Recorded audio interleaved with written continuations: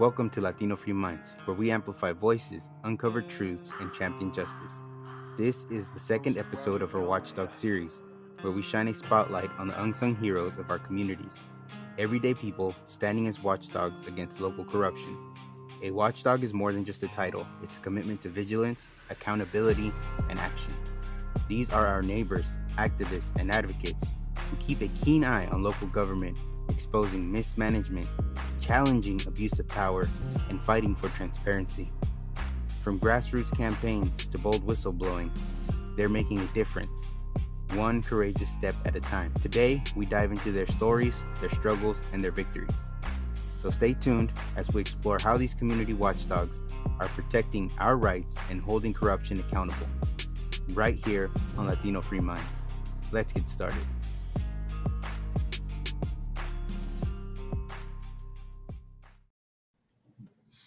Yo, hey Denise, how you doing? Good. How are you?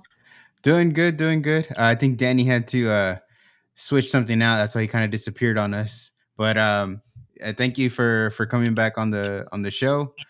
Last time we had you on, you were running for state assembly. I guess sorry, it left my mind Yeah. real quick.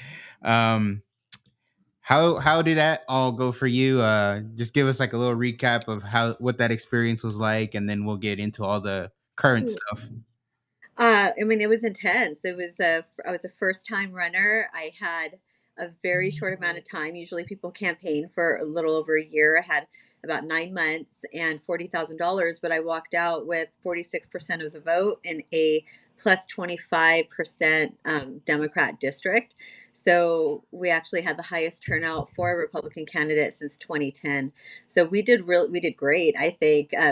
But I'm a homeschool mom, so it was really hard for me to campaign, and so I don't really think I'm going to do that again.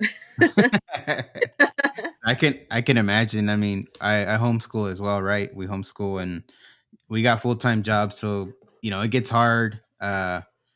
It's easy to fall behind if you don't stay on top of it. Totally. I mean, I was dragging my son to all of the meetings, but something had to give. So, no, I'm just now, going back to, and honestly, I just feel like, as a legislator, I wouldn't have as much ability to move things as I do out here. Mhm. So they're very restricted in there, especially being a super majority of Democrats. So I'm pretty happy where I'm at, working grassroots and trying to get families involved in legislation.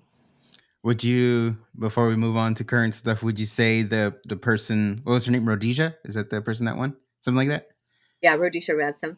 Has she been representing you guys well? You know what? I'm going to give her credit where it's due. Although we do not align on a lot of things, um, she did stand, she did not support AB 84, which we're going to get into. So, even though we think very differently, I want to give her credit for backing charter schools and homeschool families on this bill that we'll get into. Nice, nice. Well, that's good to hear. That's good to hear because sometimes so used to, especially here in California, it's like you're so used to just party lines and that's Oh it. yeah, no, I'm not a party lines person. I'm identified as a conservative, but I'll work with anybody as long as we align on some things and you protect children and our choices. Then I'm going to give you credit because even as some Republicans, they don't vote with us all the time. So we really have to start looking at issues instead of party lines at this point. Yeah, no, I agree with that. It's funny because we're actually gonna, we usually invite, we have open door, right? Any candidate. We've always said Republican, Independent, Democrat, and usually we get the people running on the Republican side. But we're actually gonna have a Democrat come on next month.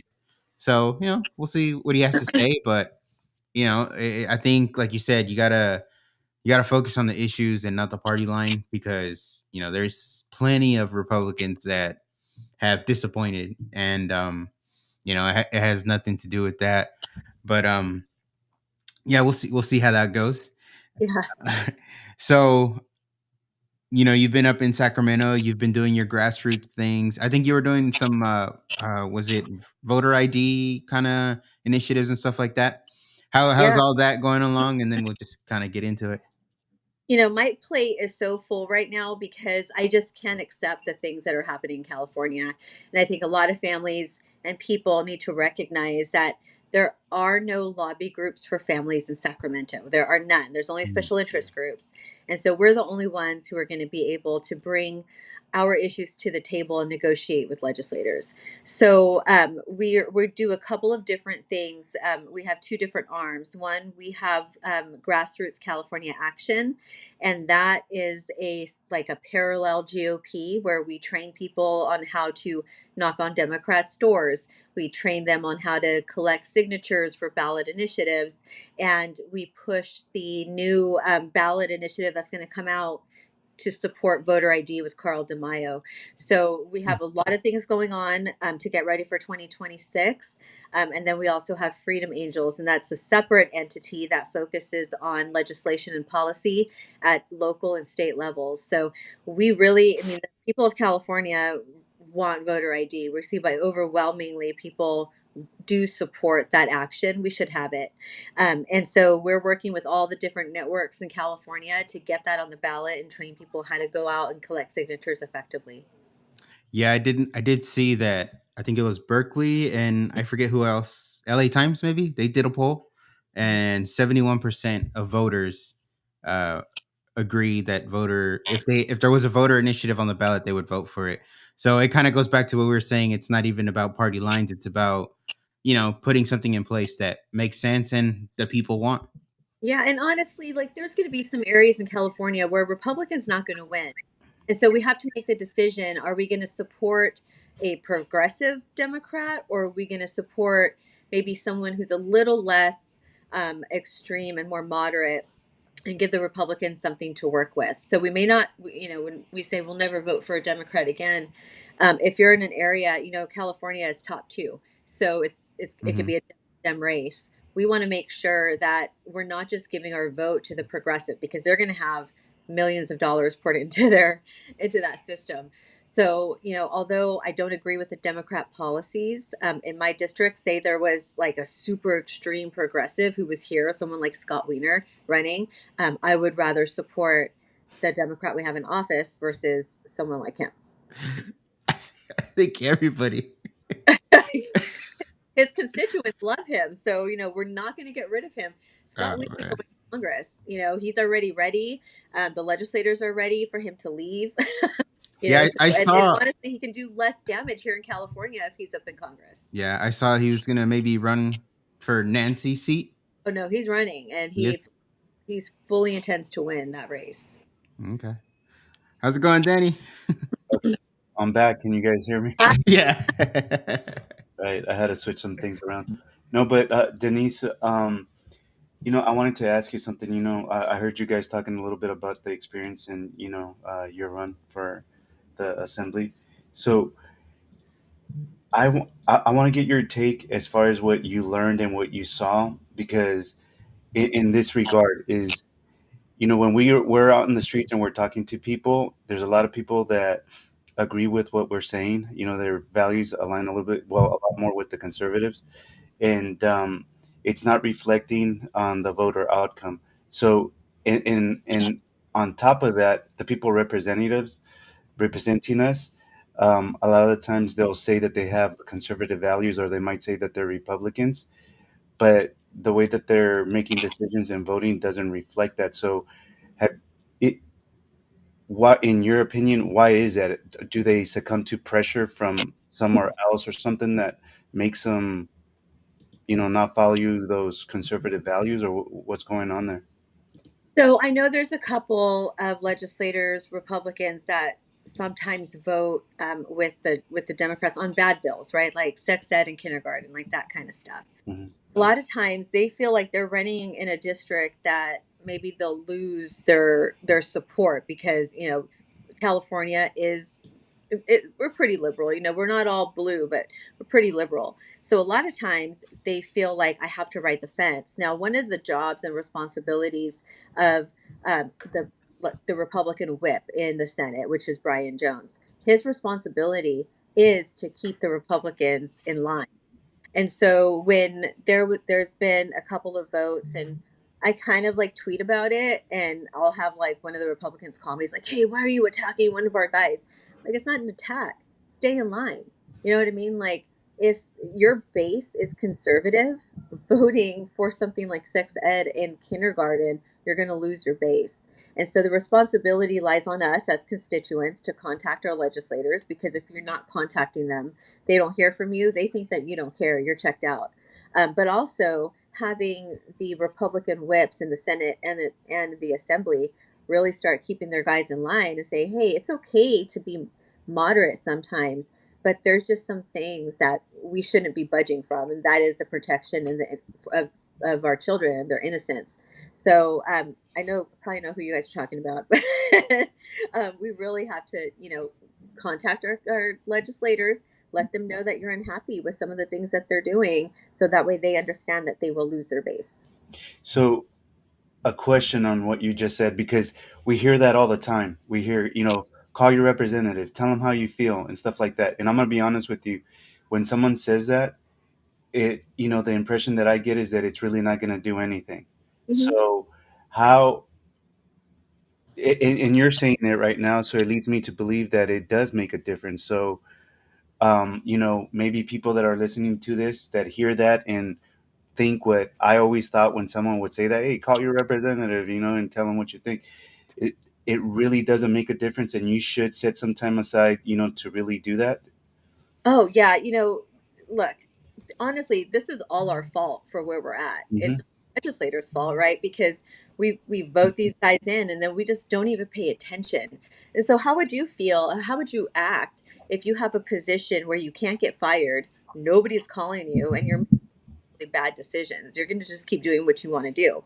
So even though we have had a lot of losses in California, we've also had a couple of wins, and it's not a lot, but it goes to show that when you do engage in politics at a local level, that you can make changes. I mean, we stopped the bill. We stopped Scott Wiener's bill out of all the bills, SB 866. And that was done because when we ask you to make a phone call to your legislator, it's because they need to hear the phone's ringing off the hook.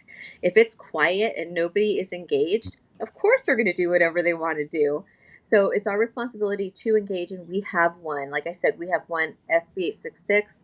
We have one against the HPV mandate for children to enter public and private school. We won that by calling our representatives and showing up in the district and at the Capitol.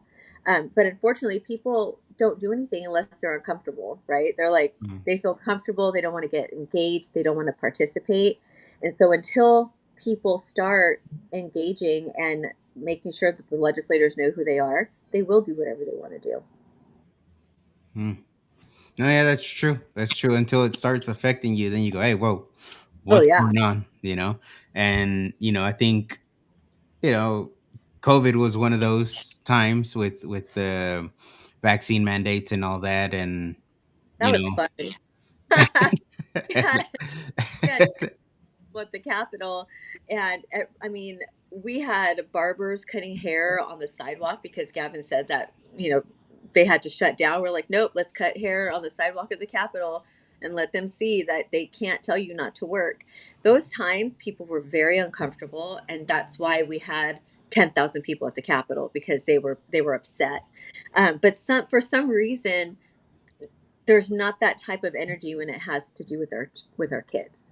So we have to create the energy within our groups and get people to see and to understand that the kind of policies that are coming out of the Capitol are meant to prey on children. There's a lot of predatory laws that we're going to talk about. There's actually two bills out that we'll talk about tonight, that target our children, and it targets the removal of our children from our homes and taking them into this different realm of like chosen family and shelters that are ran by the state. It's really a dangerous situation that we're in right now. Yeah. I just wanted to add something to that. So, this is something that I realized years ago. I was just having a conversation with another father. His children are a little bit younger than mine, so I had a little bit more experience than he did. And in that conversation, he basically said, "Look, I'm here to work, provide, and I'm sending my kids to go learn, and they're going to get taught by the school system." And I think that's like, well, it's not like, it is the biggest problem because if you have that type of mentality, what you just described is exactly what's going to happen. They're not going to be engaged. They're not going to, show any interest in what they're being taught at school because they think that the educators know better than we do. So we need to, remind parents, that they have to be the biggest influence in the kids' lives. So I don't know. I mean, if everything that's going on right now didn't wake them up, I don't know what we have to do to make sure that they are awake. I mean, we have some really gnarly bills coming out of legislature right now, and you're right. People feel like they're inadequate to teach their kids. I hear a lot of like, what makes you, credible to teach your kid? Well, these kids are learning how to poop in litter boxes, and they're being told that they're like animals. I think we can do better than that. As a parent, if you can read, you can do math, you can teach your children just about anything if once they have those basic understandings. But a lot of times it's not enough to tell people that they can homeschool. What we're doing actually, we have an event coming up August 23rd, and it's going to be a homeschool resource fair where we're going to just be in the park. We did this a couple of years ago. We had like 200 people show up. It was an incredible opportunity, but we'll have booths of like the first steps. How do you pull your kids? How do you find a curriculum?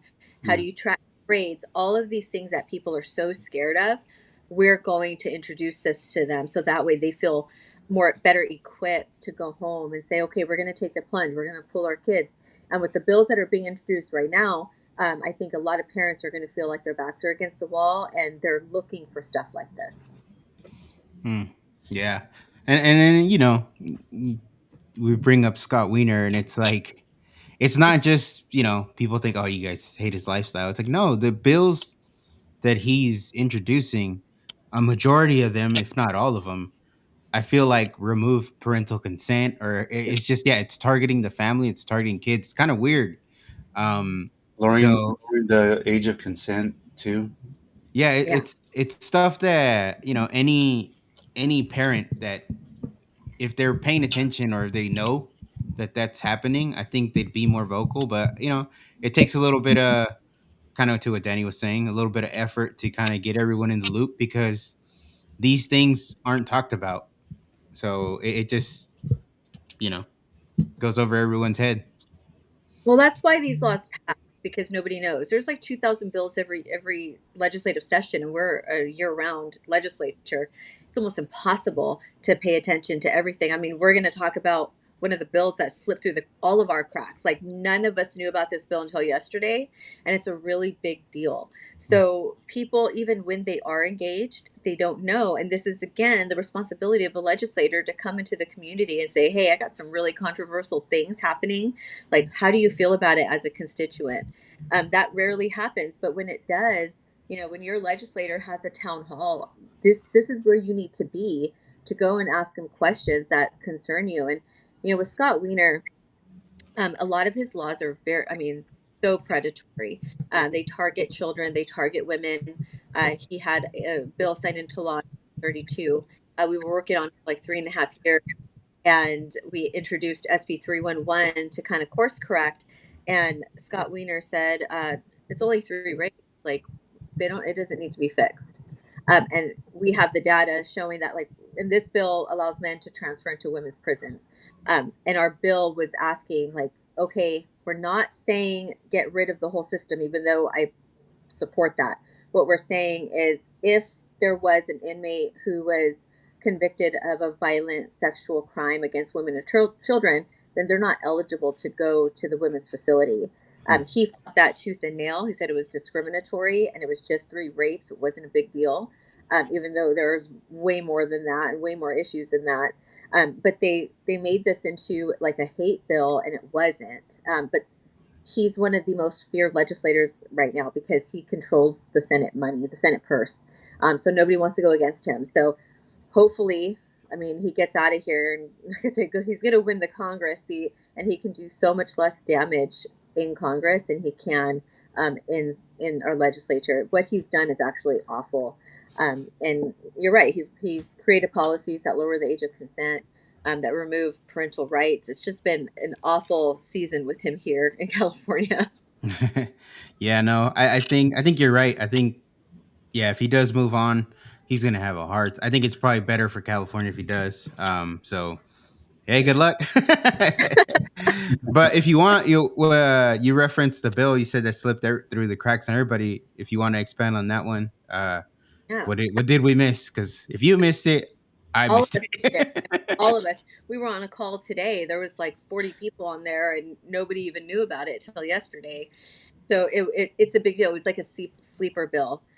It is AB 495, and this is under the guise of making sure, like if a parent was taken in to the detention center and deported and all that stuff, that there would be somebody here able to take care of that child.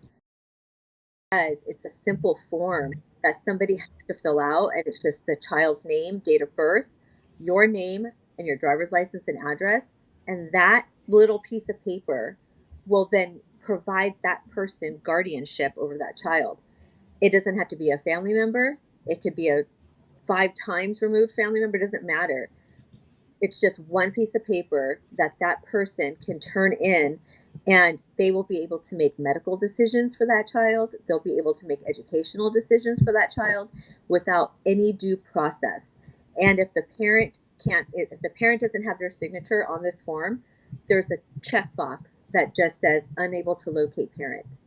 So Mm, even though this is targeted towards children of illegal immigrants, it actually impacts children who are here because of bills or laws like AB 665. Now, this was passed last year, and it allows 12-year-olds and up to decide if they want to run away from home and check into a residential shelter under the care of the state without parental consent, knowledge, or notification, unless that child said that parent can be notified.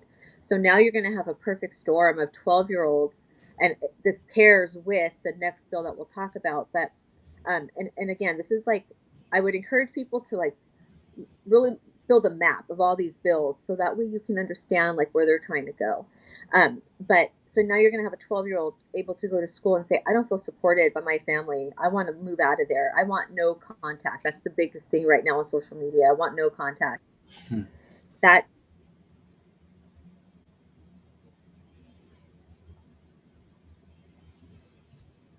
did we lose her? I think so. I think she froze. Um, that's crazy. What she say? Yeah. Can you text her? See if. Yeah. Or if she's using her phone, maybe somebody called her. That's why maybe. Oh, gotcha, gotcha. Um, I'll text her though. But what do you think so far? What she was saying? Just my wheels started turning. Is so who could potentially come in and sign that form? You hear stories about people being sponsors, are you and there? oh yeah, can we can hear you, but we can't see you.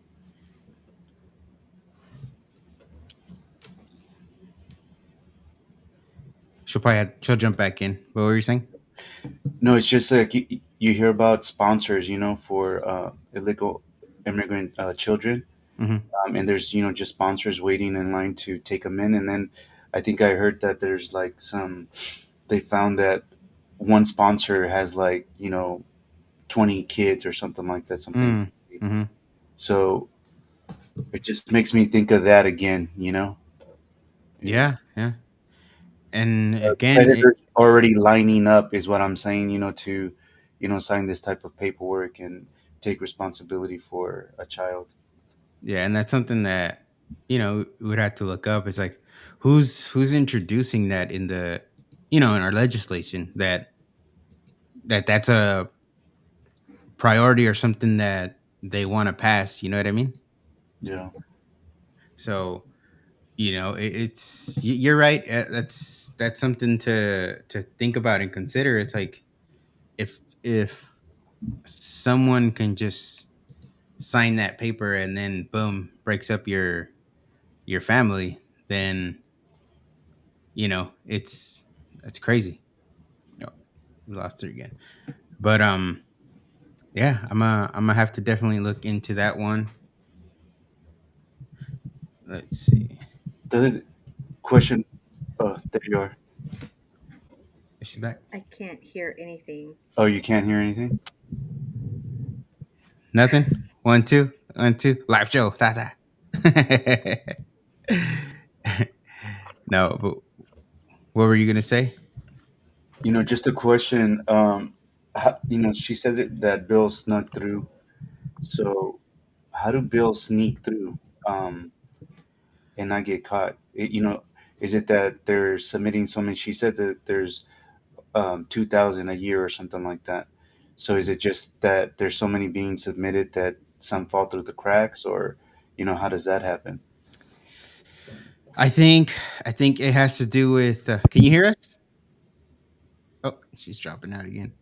I think it has to do with just maybe the super majority they have where, but I don't know, right? You would imagine the Republican side of them got would get a little loud on it. So Hmm. it is interesting that something like that could just go through. Hmm. Let's see. Da, da, da, da, da.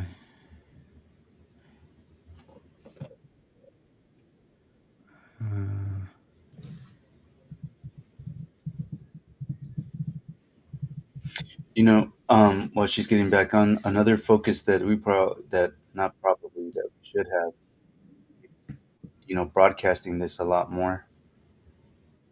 This situation.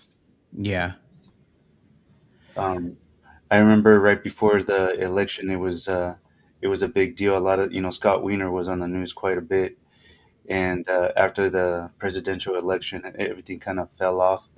I think the Democratic Party tried to reel it back in and get a little bit more centered. yeah.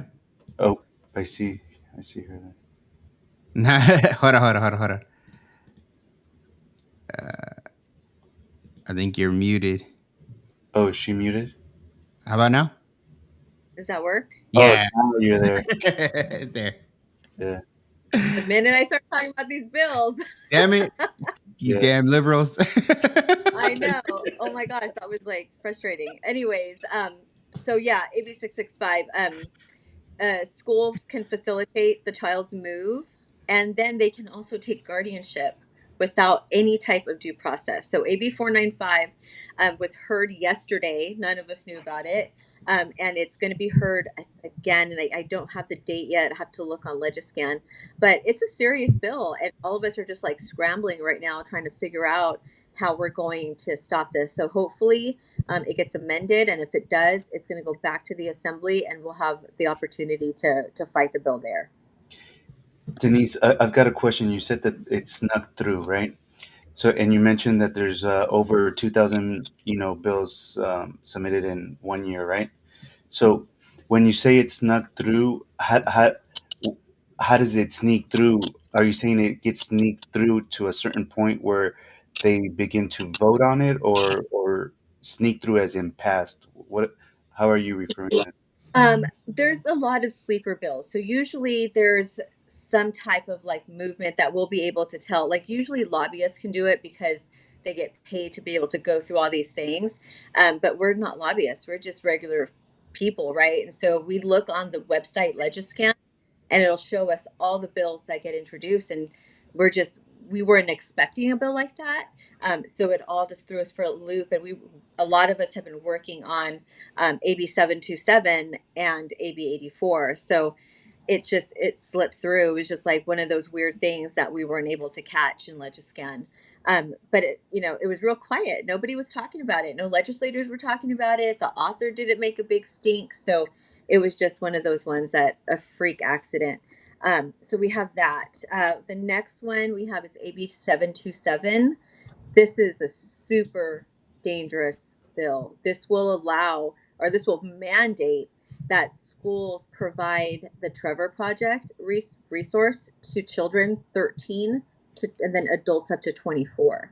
Now, there's no age requirement as far as verification. I was able to make an account on there, and I said my birthday was like 2011, and I was let into everything. I got into all the chat rooms. So what this is, so in California, we have a 988 number. Now, this number is for like the suicide hotline. And it's mandated in California that every high school student has this on the back of their ID card. Mm. Well, now, Assemblymember Mark Rodriguez or Gonzalez, he's a very progressive Democrat, introduced this bill that will force and mandate all schools. He tried to get private Christian schools to do it, but it got amended out. That's how far he wanted to go with this. But it will mandate every child in public school have the Trevor Project linked on their back of their card. Now, when a kid texts that number or they call it, they'll be able to make an account on the website. And so now these kids have this website that have secret chat rooms like gay men, littles, which is age regression, chosen family, witchcraft, all of these different secret chat rooms, and Nice. any member in there can connect with other members. So you're gonna have like 13-year-old boys on there saying, "Hey, I'm just looking for friends. Like I'm dealing with stuff." A 24, 54, 64 man will then be able to privately message that person and send them pictures, send private messages. I have a flyer that shows there's like um, a post saying, "Oh, I love being a lesbian. I promise a 16-year-old boy." Like weird stuff like that. And so it passed. It passed out because the legislators conflated that with we want to protect LGBT youth. They conflate Always. that with the Trevor Project. And the Trevor Project receives millions of dollars in taxpayer money and grants. And so we're, talking to different people in the world of human trafficking, and they're saying the Trevor Project is a really big deal and it's a very predatory website, very easy to groom children, very easy to kidnap children. And this will also align with AB 495 because if you have a kid who's like, my family does not understand me. I hate my mom. There's even a page that says, is your mom garbage? We have a new mom for you. So I hate my mom. She doesn't understand me. She doesn't want me to be, dressed like this, dressed like that.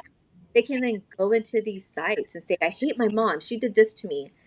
And then this person, this adult, will have access to them. And then with AB 495, they'll say, you can come to a chosen family. I'll sign for you. I'll be your guardian. And now they've been able to successfully take that child out of the home. That is so crazy. Is the very first thing that you started saying with describing that? That's the first word that came to my mind. Predatory. I mean, it's prime for predators to go in there. It Wow. is the perfect storm. They've created this perfect way to separate families and and right now you guys see it on social media. There's all the rage of like, you can leave your family, no find your own. There's even those stupid boosts like free mom hugs. If you don't like your mom, I'm your new mom now. There's so all these different things that mess with kids' heads. And I have a very vulnerable 14-year-old son. And he's very trusting of people, and he's going through all these different emotions, and he's gay and he's scared and all these things. But then you have these groups and social media pressing that families don't understand and don't want, they don't want you to be gay. It's not about that. It's about protecting the innocence of our kids. And if you're gay, if you're straight, whatever, you're my kid. None of that matters. I want to make sure that you're happy and that you're healthy and that you're protected and safe. I don't think any parents really, really, really care about their children's sexuality like that. I mean, there's some instances, but for the most part, we just want to make sure our kids are safe. And these types of laws and websites poison our kids' minds to make them feel and believe that families are dangerous. Hmm. Well, and it goes into an issue that a lot of parents have with education in the school, where the teacher can talk to your child about all this, and again, you don't even know. So you can be trying your hardest to, like you said, make sure they're happy. But if they're with this teacher, 8 or 9 hours a day, that's just constantly throwing negativity about the family to this child, and it just, like you said, it just opens all kinds of doors to all kinds of things, and it's really disappointing. It's crazy in a It's sense. damaging. It's believable, but it's like unbelievable. It's like I don't know how to explain it. I don't That's even know what to exactly say. what I was gonna say. It's unbelievable. Look, at the age that I am right now, I never thought that, I got started young as a father. Let's just say, when I was 20, is, I became a dad at 18, and my daughter started going to school right around when I was, 23. And I never thought that we would have to worry about this.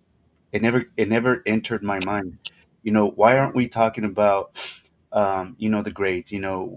California is what, the 45th, place in the nation, in the country. Why aren't we talking about that? And we're talking about, these bills that are being passed. It's crazy. I never thought that we would be here. I know it's. I mean, we kind of saw this like back in 2015 when they started implementing vaccine mandates. We kind of started seeing the writing on the wall, and Senator Richard Pan at the time, he had this whole thing called Children's Bill of Rights. We defeated that bill, but what we're seeing now is pieces of his bill. So he had this big bill that was like, the school can take care of the kids, the parents can't make medical decisions after 12. Like he had all these pieces, and when we defeated it. These legislators after him started bringing them in piece by piece. So we kind of seen it already, and and to go back to your point of what's being taught in schools, that's why a lot of families homeschool. My family Mhm. specifically, I homeschool for different reasons, multiple different reasons. The first one is my son is not allowed in public or private school because he's unvaccinated, and I don't want him to be exposed to the type of curriculum that these schools are giving these kids. So we homeschool. And a lot of families homeschool, and a lot of families can only homeschool through a charter because charters help provide for like enrichment and extracurricular activities. And what's happening now in California on our last bill that we're going to talk about is AB 84. Now, this one is specific, it's attacking homeschoolers. It is not like a Mhm. targeted, the legislator trying to say this is targeted to bring transparency to charter schools and about money and all these things. But if you read some of the issues that they're having with it, it's more of a targeted. They don't want it, the bill is so broad that it can be interpreted that parents can no longer rent out spaces from churches for their co-ops because they don't want money, taxpayer money, going to religious Mm. Mm. curriculum because you can't use religious curriculum in charter schools. But all of these things are already in place. You already can't do that. So it's just like one of those bills that we see it's going to come after not just charter schools, comes after homeschoolers Mm. on day, vendors, all the thousands of small businesses that support these families. And it's just interesting that for 6 years, Al Marisucci, who's the author of the bill, he's ignored charter schools for 6 years. That's how long he's been there. But he is now running for the superintendent of public education, and his biggest backer is the California Teachers Association. And Mm. so he's doing this to appease them because he's going to need money to run for office. And they said it on the hearing that they want children in person learning. So now these kids who maybe don't do well in traditional public school, my kid who's not even allowed into public school, and it it is going to destroy, like literally destroy the education opportunities for foster youth because they are the ones that really utilize non-classroom based charter schools as well, and incarcerated youth. If they don't want to get their GED and they want to graduate from school, this is the program they use. And now Al Maristucci, Democrat, is attacking education instead of all the other things that we're dealing with, and he's running for superintendent. You would think he wouldn't want to attack. Oop, my battery's gonna die. Shit. He wouldn't want to attack that very entity he wants to control. But here we are, right? So Mm. this is going to be heard in Senate Education. We have a huge event July 14th. It is a statewide protest, well, silent rally in opposition of AB 84. We are going into every senator's district office. We're having constituents there. We're telling them to build a relationship with those legislators. And this is one of the bills that we have a pathway to kill it. We need, so in the Senate, we need 20 senators to block this bill. We have 10 Republicans. They're on our side. We make sure that they're going to vote with us. During our grassroots advocacy, we got two senators to come out publicly. We got Weber Pearson from San Diego to come out publicly, and we had Catherine Blakespeare in Southern California to come out publicly and say, you know what, I hear your concerns. I'm not going to vote for this bill, which is a huge deal considering they're Democrats. And so we have also Reyes, Eloise Reyes. She's out right now, so she's not going to be a vote. So that goes to us. So we have 13. We have had really, really good conversations with a lot of the senators, five in particular, that we feel pretty good that they're going to be off the bill. So that means that we need two. We have Mm. one that we're heavily working on, and it looks like she may be a swing vote. So that means that we need one. So if we can get everybody to participate in this, contact their legislator, show up on the 14th, like in McNerney here in Stockton. McNerney is still not a public anything, which he should be. Um, if we can get him, then we have our one. So we have the ability to stop this bill. And on top of it costing $60 million just to open an office to oversee that agency, like it's like an oversee agency that doesn't even need to exist, costing us $60 million in a budget crisis. Where in California they cut Medi-Cal to some people because Medi-Cal's bankrupt. So instead of investing in that, they're now taking even more money to attack education. Wow. I, some of this stuff like just makes Sorry. no sense. Like, trying to make sense of what they're doing or why they do. Like you said, right? If he's running, that guy's running to run all of education. Like, why would you attack education before trying to make that leap? Shout out Sonia Shaw. Um, Oh but yeah, you, so she's running for state superintendent. Everybody in the state can vote for her. I encourage you guys to go look at her website. Yeah, me too. But it doesn't. A lot of the times we talk on the podcast, we say make it make sense, and man, I don't know. I don't know if I'm just not smart enough, but these issues and these bills, I can't make sense of them. You know, I'm trying, but Yeah. it's just it's unbelievable. Our kids are cash cows. I mean, this is from straight up from the playbook of Mao.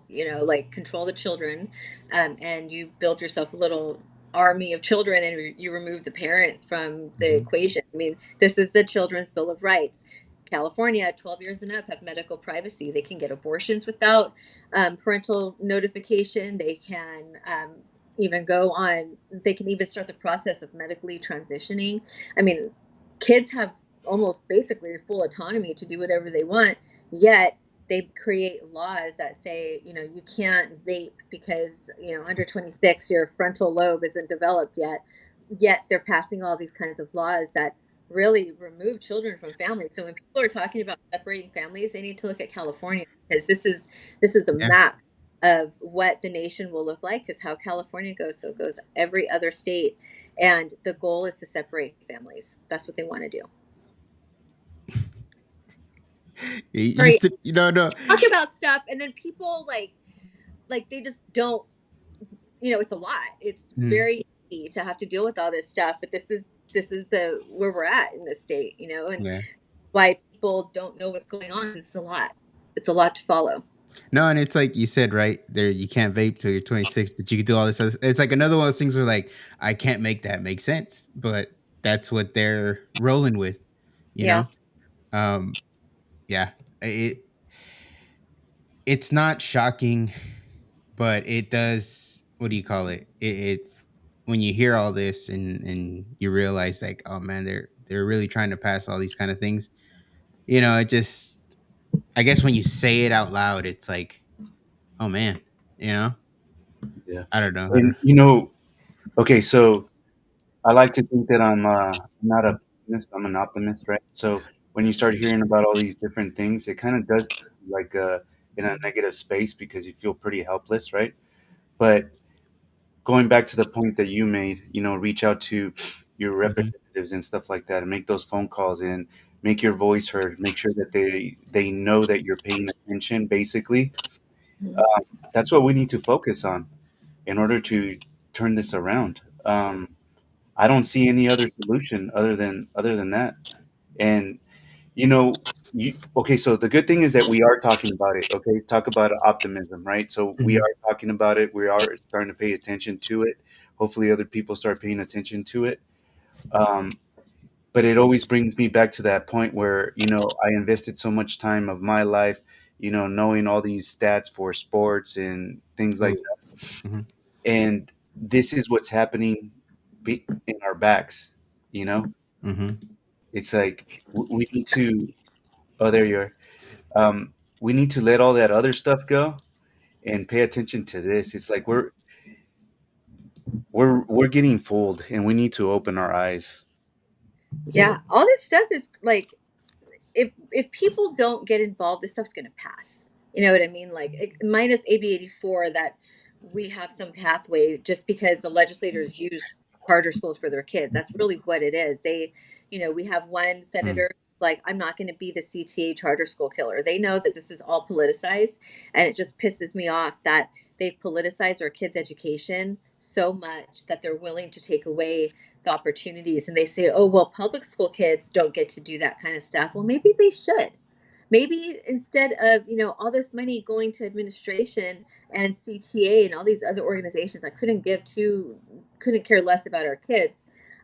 Clearly, because 27% of children in California are only at literacy level with math. I mean, this is crazy. So instead of all that, how about you do invest in these kids and give them the same opportunities that homeschool families and charter school families try to give to our kids? We want to give them enrichment. We want to give them different opportunities, and we want to get them prepared for the real world with fiscal responsibility and teaching them how to, grow food. And there's a school that was, I think, like in Australia or something, that their students created a food forest, and it was able to feed their entire town mm, because part of these kids like education piece.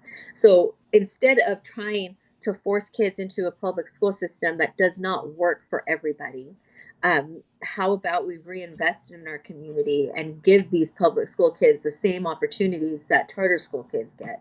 But they're not ready to have that kind of conversation. Our kids are cash cows. They just want them in the seat. And then and some charter schools or some homeschools, if I'm not mistaken, isn't there some programs where even like the parents get some kind of funding, like a certain amount of money per year to help with Yeah, that's what sort of charter thing? schools Does it do. affect that too then? I'm imagining Yes. it would. Yes, Okay. it affects all funding. It actually slashes a lot of the funding. It makes it illegal for some charter schools to operate, and it would put a bunch of vendors out of business. So, like for charters and homeschools, it's like an ecosystem. Like the charter schools use different vendors for like behavioral therapy, speech therapy, and then we also, as families, get a certain amount of money at the end of the year that to go to enrichment. And those enrichment opportunities, like music lessons or art lessons, Mhm. they have to be approved by the school. So there's not even this type of fraud that they're talking about. And when there is fraud, we already have a system in place that, like, there's been two cases that, one like 3 years ago and one recently, where the school wasn't shouldn't have gotten the money that they got, but they got audited and they got caught. So clearly we have a system in place that already takes care of that. What Al Marasucci is trying to do, he's trying to kill homeschools and charter schools and get our kids into public education. And if that happens, I'm going to have to move. And I've always said I would never move because I love California, but I wouldn't have an option because my kid's not allowed into either private or public. Wow. Yeah, I mean, we've said that many times too. Like we don't plan on leaving the state, but and it's not easy for people to do, right? Also. Oh, it's not. It's hard to live here. It's very expensive, and it's very expensive to move. And we shouldn't have to, because honestly, every state in this nation is dealing with a version of what we're dealing with. We're just more extreme. Texas has issues with medicalizing minors for the transitions. They have the same curriculum that we do. Um, we're just able to, California just does it, but people in Texas think they're safe. No state is safe. And when you start moving, then you're going to allow them to have a land grab and take your state. So the best thing you can do is stay, fight, get involved, and have a plan B, because politics isn't everything, right? Like we have Mhm. to be able to have a plan B, make sure that our family's safe, learn how to homeschool, learn how to grow food, build your network, and be able to like not outsource as much. Yeah. Mhm. We talked to several people that have moved out of state, well, specifically Texas, and that's one of the points that we made is that that's this is coming there, Hmm. and they're just perfecting it here so Yep. that they can implement it everywhere. So You're right. We just have to stand up and defeat these people. Yes. I feel like my phone's gonna die, so you're gonna see me move around in just a minute. I gotta go get my charger. No worries. Um, but yeah, I mean, we can. It's good to hear about all this.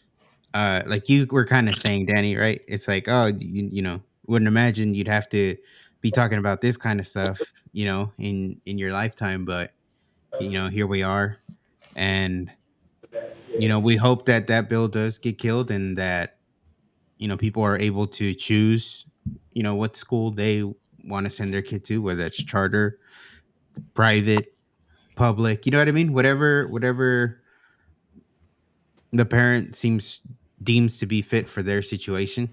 Um, I think people should keep that freedom, that ability to have that option, so Parents should be able to choose, you know what I yeah. mean? Especially, we pay taxes in schools, and like for my family, we pay taxes.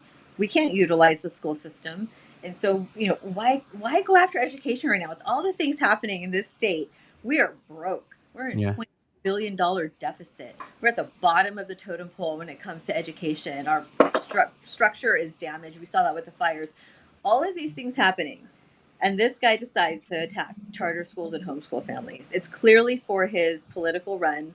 So when you see El Marisucci's name on your ballot for the superintendent of public education, just know that he couldn't care less about education. All he cares about is the money that he's getting from the California Teachers Association. Hmm. Yeah. You got anything, Danny? Um, no, I mean, just thank you, for bringing this up, coming on, and educating us on this and what to look out for. We'll continue to be vigilant. While you were off a little bit, I was talking to Daniel, and this is something that we need to focus on, and provide more information so people get educated. And if we could bring focus, for at least another 5 people or something like that, that I would say that that's a win. Hmm. um but yeah, no, just thank you for what you're doing and bringing attention to it. Yeah, for sure. Thanks, you guys. Thanks for having me on. If anyone is interested in joining us on July 14th, we are working off the app banned. Social media takes me off all the time. They censor the information, they delay the information, and this requires like real time strategy. So if you want to be a part of this, you can download the app ban. It's like a little green icon, and then you can close that out and put in your search engine, stop AB tiny URL. Sorry, my kid. You're good. You're good. tinyurl.com/stop AB84 coalition. Or you can go to my website, theinformmama.org, and I have a link there. We need all hands on deck. It doesn't matter if you're a PSA, it doesn't matter if you're a charter school. This is here. When people say like, "Oh, it's not here. It's not for PSAs yet." The battle's here already. I hope you get involved, protect your kids' education, and we have a real chance at defeating this bill. So thanks for having me. Thank you for coming on, and we'll stay in touch. We'll keep an eye on what you're doing, and yeah, I think what you're doing, is important, and it helps out a lot. That's why we had you on the Watchdog series, because you're out there, right? You're at the Capitol. You're talking to these people that are trying to introduce these bills and all that, and you're out there fighting. So Yeah. we appreciate that. We're thankful that there's people like you out there.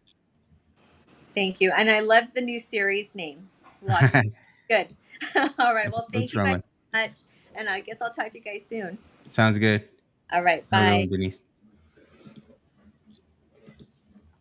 Let me switch this up real quick. Oh man, yeah. Like I was saying, man, we try to make sense of everything. Sometimes it's like, whoa. Yeah, no, as she was kind of going through that type, explaining the bills and how they're attacking um homeschooling and things like that. Hmm. I'm not gonna lie, it sits like a dark cloud. It changes the mood, and it Hmm. brings you into a darker place. But we can't let that happen. You Yeah. know, I don't know if you experienced that right now when she was talking about the bills, but that kind of hit me a little bit right now. Well, I think it's part of like the. I would say probably yeah, because it's like I don't even know How to react to it. how to react, what to say, like you know what I mean. Like it's one of those things where it takes you like a minute to be like, hmm, you know what I mean? Like, Yeah. but again, it's also not. It's not surprising that these kind of things No, I are. mean, we've known that, Scott Wiener, you know, it's no secret, what his agenda is, in, all of California, I guess. So you're right. It's not a surprise. We shouldn't be surprised, but it's still shocking. It doesn't change the fact that it's shocking that they're actually doing this. This is almost like out of a movie, to be honest with you. It's like, in order for me to believe it, it's almost like out of a movie that they're doing this. I would imagine that they're introducing bills to improve school education as far as the curriculum, or improving, I don't know, helping rather than hurting. It's crazy. Hmm. Yeah, man. It's hey, like we say, make it make sense, and it is hard to make sense of this stuff. And it's not the first time that we've spoken to her or someone else, Hmm. and they bring up the lobbyist, and stuff like that. And it's like, I think that's one thing that people forget a lot, is that there's so many moving parts to bills being introduced and passed and becoming law and stuff like that, that there's a lot of people behind this, and it's like the lobbyist, Hmm. who who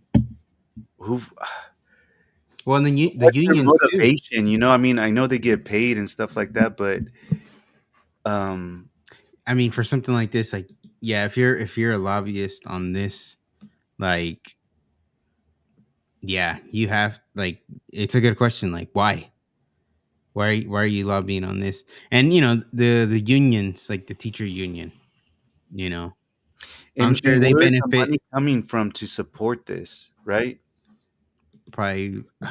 It's probably gonna be our well Tax dollars, yeah. tax dollars. I mean, like she said, right? She said her kid can't go to private or public school, but you know, our kids are homeschooled, but we still pay property taxes here, Yeah. which are used for California schools.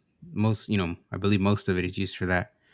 And it's like, is that just going from there? Because again, like as we've talked about, like these past couple weeks on most of the stuff that we've been putting out, you know, Hey, look, are so the I, results even visible of what supposedly our money's been going to? yeah, I just I did a little search on how to defeat bills, like this. Hmm. And one of the things that popped up was to here, I'll read it to you. Launch a social media campaign, hashtags, Instagram Reels, TikToks, Break the Twitter, blue wave. X X threads, and stuff like that. So it's like there there's not a whole lot. I mean, it didn't mention, call your legislatures and stuff like that. Um, but now with Denise saying that, I think she mentioned it the other time when she was on, but I was completely honest and transparent. What I feel every time someone says something like that, as far as picking up the phone and calling your legislatures and letting them know how you feel. But if it does make a difference, you know, we've got to start doing that. We've Hmm. got to start doing that. I mean, we're trying to do our part with what I just read off. Start a social media campaign. So you know, maybe we just focus on that more, bring more awareness to it. I mean, But that's where, you know, that's where people are, you know? hmm It's like, yeah, you can knock doors and all that, and that's fine. That's probably, that's needed too. But a majority of people are online. Getting like, for example, like on what we post, I think we were talking about the other day. It's like, you know, we get what did I say? 206,000 people is like what our content ends up reaching, okay. and it's like, you know, how else am I going to talk to 200,000 people? Well, you know, So it's a, yeah, obviously it's good, and it's got its pros and cons. yeah. Well, here's the thing: is that when she was running, you know, and Jim Shoemaker, I did hit the ground, Hmm. and went door to door, trying to spread the word and stuff like that. But people don't want to open up the door. You Yeah. did talk to people, and you made some good connections and stuff like that. But unfortunately, the overwhelming majority don't want to answer their doors. And why? They're inside the house scrolling through their phone. Yeah. You know, so yeah, building a social media campaign is a really good idea. And I wrote it down. We need to focus more on this. And I wanted to make a really good point about that. At least I think it's a good point. Is that on social media, once a topic is hot, it's kind of like jump on the bandwagon, and Yeah. everybody starts kind of Yeah. Yeah. rowing in the same direction when it comes to that, and it becomes a real big echo chamber. Like, what's the hot topic today? You Hmm. know, and everybody just goes with it. And look at that. We could say that's a huge distraction because she's talking about these bills that snuck through, or not even sneaking through. They know about them, Hmm. and no one's paying attention to them. So it's like, look at what the right hand's doing, and but don't look at the left hand type of thing. So when I say that, we're asleep at the wheel, it sounds kind of messed up, but that's the truth. I mean, am I wrong? Do you disagree with that? No, no, no. I don't. That makes a lot of sense. It's a valid point, and it's true because, yeah, you see, whatever is the trending topic, right? That's what people are jumping on, you know. And for the most part, a lot of them, not that we're anything special, but a lot of them literally are saying the same shit. Yeah. It it's like those reels that they put together with the major networks, where they're parroting the same message. Same thing. It's the same thing. They Yeah. just learned how to control it with social media now, you Mm-hmm. know? Mm-hmm. Yeah. I mean, yeah, without it being like verbatim, like, but you can get all those clips and put them together, and you have, you know, a whole choir of news anchors saying the same thing. It's like word for word. They've made it so that you have a bunch of people online, maybe not word for word saying the same thing, but in the same, verbatim, but they mean the same thing. You know what I mean? Yeah. They're They're pushing the same message. Yeah, So, yeah. yeah. So, I don't know. I think it takes a little bit of, oh, what'd you say last time? Did you say just people that like aren't thinking I forget what you said. You said something last time we talked. They're like not critically thinking, so Oh, yeah. they're They just on that one thing. Yeah, yeah. It's almost like tunnel vision, Hmm. and they don't see anything else of what's going on. They just get that tunnel vision, and there's no critical thinking. And It's like, and that's the con to social media, because you get people like that with even bigger of a reach. You know what I mean? hmm hmm And you know, it's just non critical thinking, repetitive. to a point repetitive nonsense. Yeah. And to expand on that, okay, so all this technology can be manipulated, right? Mm-hmm. So even if this is something that someone wants to talk about and content is being pushed out on it, right? So let's just, for example, these bills, right? Um, but the social media, depending on who's running it or what their agenda is, which is straight up, dude, it's pedophilia driven. If you're lowering the age of consent and you're trying to expose and groom kids, to these type of things, that's what comes to my mind. And if I'm wrong, I'm wrong, but call me crazy, but that's what my opinion is. But if they control the algorithms and social media and all of that stuff, it doesn't matter what happens around anybody. If they're going to push the agenda, the content that they want to accomplish, Mm-hmm. you know, someone m- could disagree with that, but that makes sense with me. What goes into like the not to kind of bring it up, but like the whole recent like Candace and Tucker thing, right? Hmm. Hmm. You know, it's like it's that to me. Yeah, it's like we're focusing on what those people's opinions are Mm-hmm. when we've got bigger fish to fry in front of us in our state, in our county, in our cities. Mm-hmm. It's like let's get the our eye on the ball. What really matters. I Mm-hmm. mean, what's happening, it does matter, but we've talked about it. We started the series about get to know your candidate. They don't want us to get to know our candidate. They don't want us to focus on what's happening under our nose. Mm-mm.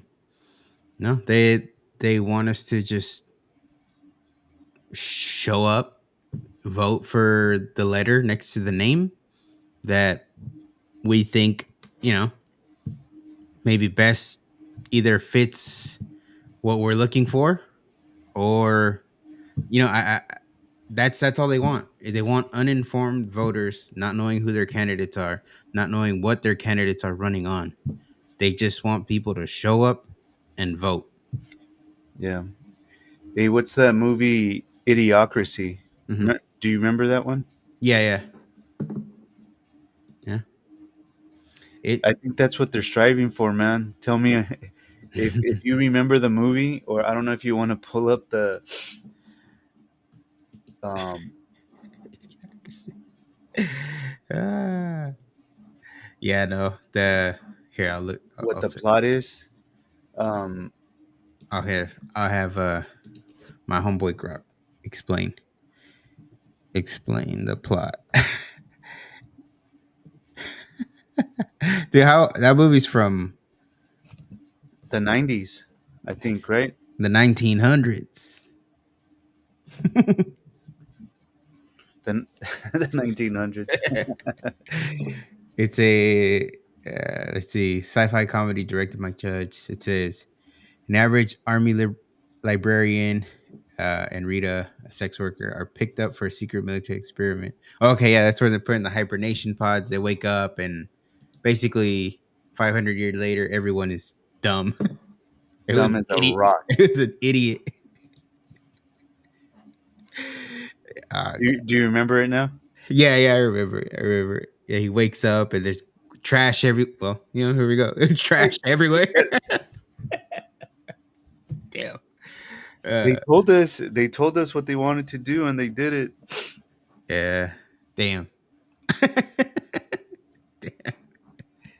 And then, if I remember correctly, the main character was pretty dumb. But when he wakes up, I don't know how many years later, he's basically the smartest guy Yeah, in the everyone's IQ was way lower than his. Shit. But we're trying to combat that, right? We're trying to use what we do, I would say, in a positive, informative matter that isn't um I'd like to think we're not trying to get people to be reactionary, but more thoughtful. You know, this is gonna sound so freaking cheesy. All right, so we're Latinos, right? Somos mexicanos americanos, right? Or americanos mexicanos, however you want, whatever you want to call us. Pochos, chicanos, whatever. Nopal. That's yeah, nopal. That's what we are. So hence Latino free minds, right? So um, we're just encouraging people to have free minds. It doesn't matter if Hmm. you're Latino or not, but just be a free mind. Remember when I told you that I listened to a podcast and they were they were asking basic questions like "Who are you?" and Hmm. stuff like that, and people really didn't know how to answer that question like originally, because everything that they thought, or they thought they had an original thought, it was influenced by something else. So at the end of the day, you can't really say that you're a free mind. Do you know what Yeah, I'm saying? yeah, yeah. You still got other things that influence your thought process. So yeah. Yeah. So, I mean, if we sit down and we think about it just for, a few minutes, I like when I'm driving to work, I like to have my meditation time, and I'll just say, I pray. I've got a decent commute, to go to work, Hmm. and I pray. I recently started doing it, and it really does help me. And I start thinking about things that I wouldn't think about, the entire day if it wasn't for that. And it's kind of the part of the rat race, just keep us occupied and really not focus on what's important. But i I guess I'm mature enough at the stage of my life where I could say that I don't know if I have original thoughts. If someone can say that with confidence, 100% confidence, I think you're lying to yourself. um, and you have to come to that realization, to really think about that and ask yourself, and are my thoughts original? Is this something Mm.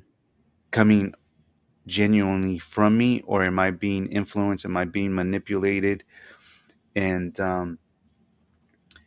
if, like I said, if you think that you are, I think you need to reevaluate and really think about it. Just something to think about. Yeah, no, I think, like, yeah, people people's minds are molded by, what they see and hear.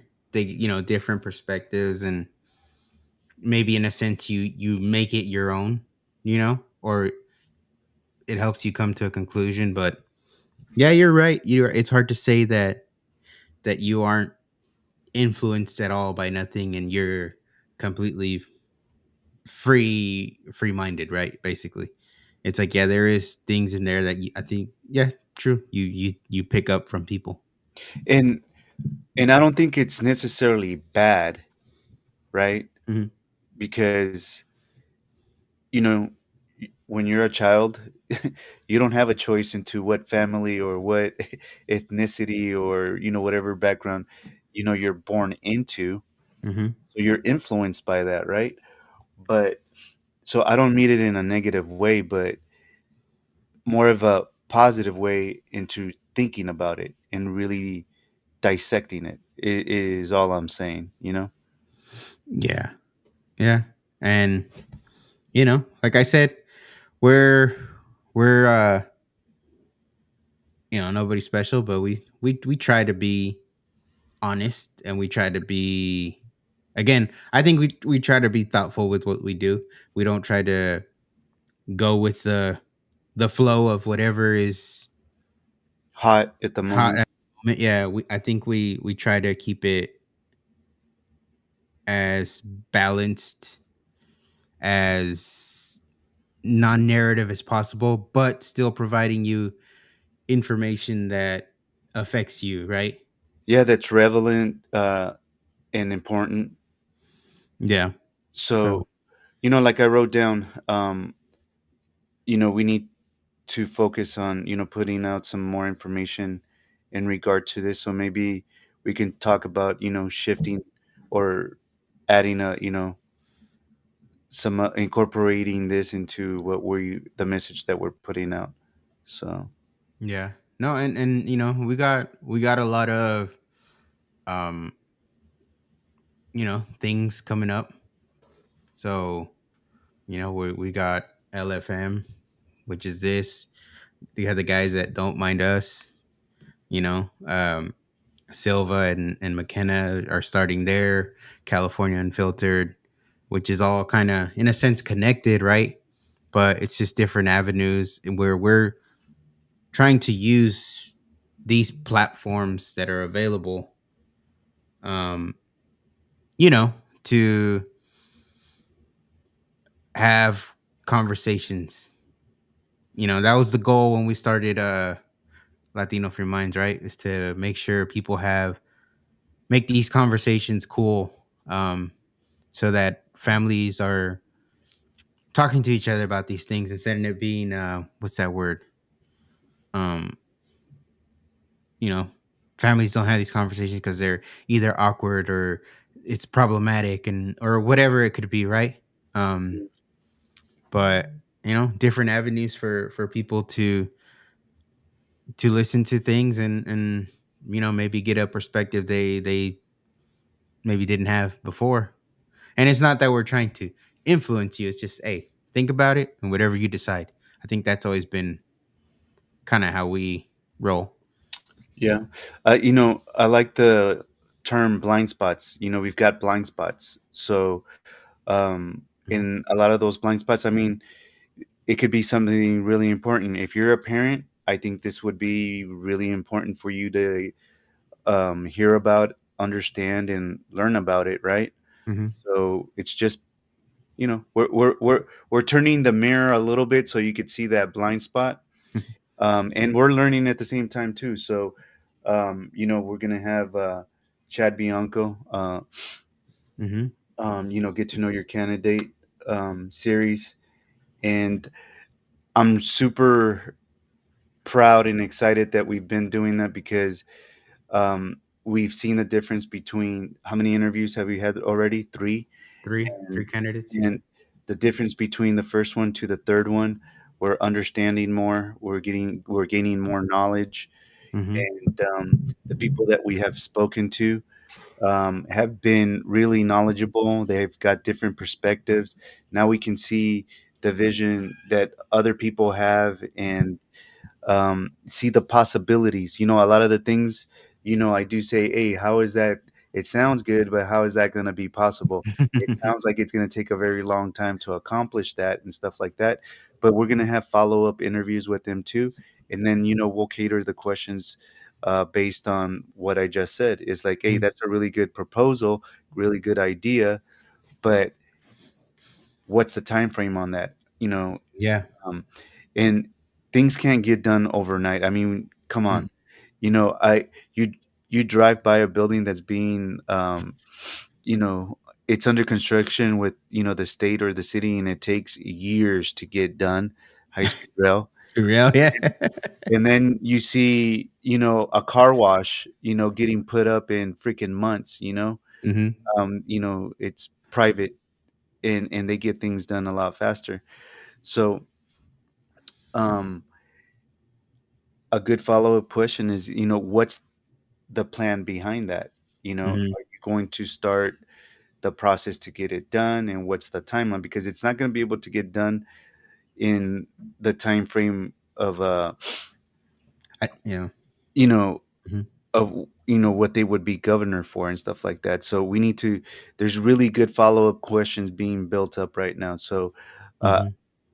I think California overall, just in general, kind of just my little opinion there.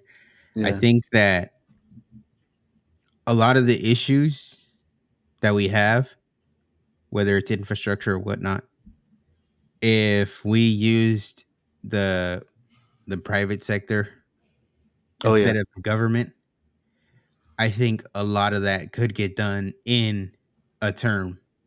You know what I mean? Very Which possible. when you have, and I don't know what, I think one of the guys brought it up. It might have been Zachy on the last one, but when you make it competitive, right? For, you know, right? Which company out there is gonna give us a good price on these roads and get it and actually get it boom, get the roads smooth and boom, ready to go. I mean, have some competition there, you know. Yeah, What company's gonna, if the goal is to not abandon the high speed rail because it's been so much invested, it's like, all right, which company's gonna come in and actually get this done? true. You know, like It, if there was some privatization of this infrastructure and stuff like that, I think California would look nice. That's the issue, right? We've been talking about it for weeks. We that we give all this money, and what do we see?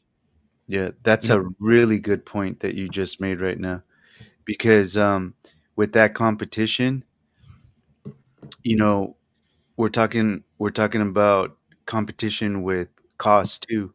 So remember when we would hear about, in Sacramento on a federal building where they're putting in bathrooms and a toilet cost freaking $10,000 and stuff like that?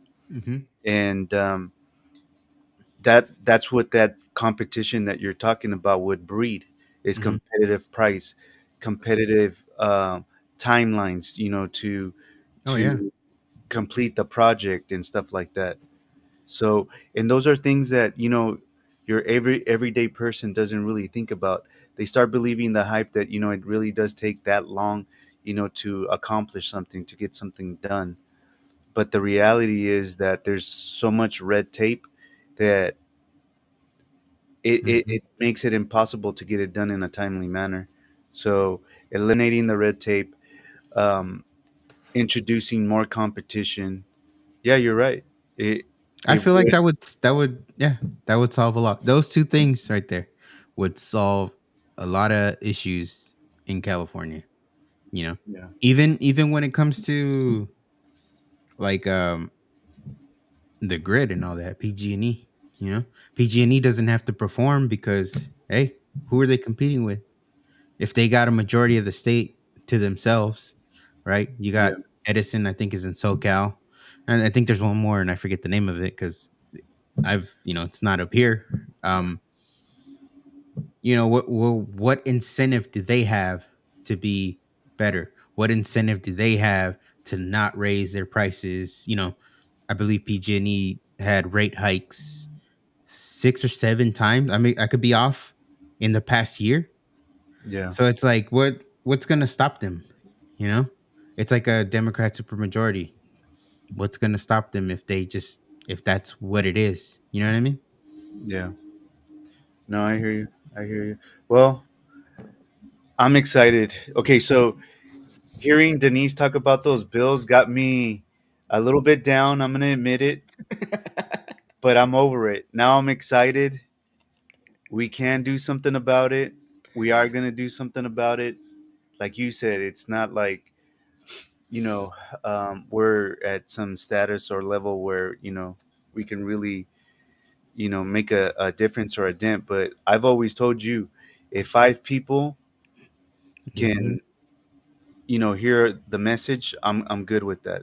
Yeah. That's it. Yeah. Yeah. That's all you got to do. We just need one person, 5 people, an easy share. That's all it takes. You know what I mean? And that's all we want. We've never been too caught up on numbers and stuff like that. You know, but it is for us. You see like, oh yeah, you can you reach 206,000 people. That's like wow.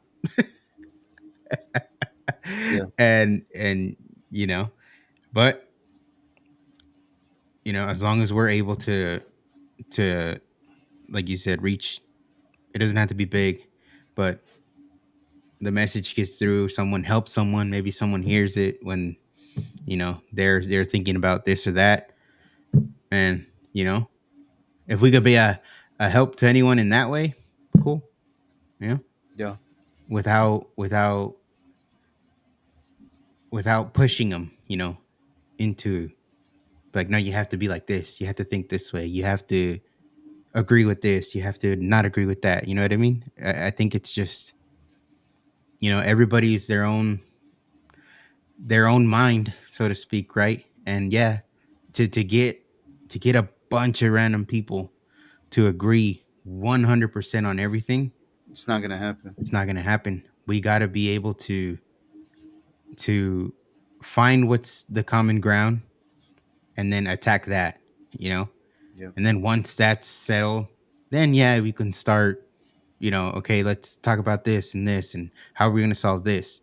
But if we let the little things, well, some of them are kind of big, but if we let the small differences that we have control us being able to tackle what we do agree on, then they got us, right? Yeah. They got us where we are. So I don't think anybody likes to be lied to, manipulated, made a fool of. So that's all we're saying is we know we're not 100% right. We don't agree on everything, Mhm. but be a free mind. Don't be a follower. And Be Where's the little lion? Be a lead. oh yeah, lead. Yeah. Just Oh, be a lead, you know, in your right home and here. wherever. Just lead. Don't follow. Don't let anybody tell you how to think. Um, we got big things, big hopes. Like Danny said, right? We're optimistic. We got big hopes for 2026, and you know, we talked about it. We feel California is always a blue wave. We all hate the fact that the polls close at 8 p.m. and all the winners are announced at, you know, 8 p.m. in 30 seconds. Yeah. We don't like that. No, it's even worse. They're announced before the polls even close, bro. That's 7:59. and that's the truth. You're right. I was You trying to be know. nice. Hey, at the beginning of the day, it's already it's already decided before You're right. anybody votes. You're right. Right. 0 votes counted. Kamala Yeah. Harris wins. Zero Damn. votes. Yeah, exactly. Zero votes. Kamala Harris, winner. We're tired of that blue wave. So Yeah. that's where we're optimistic. And that's why if you follow us, we've been using hashtag break the blue wave 26 because that's our goal. So yeah, man, I think this was a good one. Shout out to everybody that's watching. I hope that if you're watching for the first time, hit that follow, that like, subscribe, all the good stuff that every other podcast tells you to do. If you want to do it for us, cool. If not, we're still here. Still cool. Yeah, it's still cool. All right, man. You got anything else? No, that's it. Just peace be with you. Peace.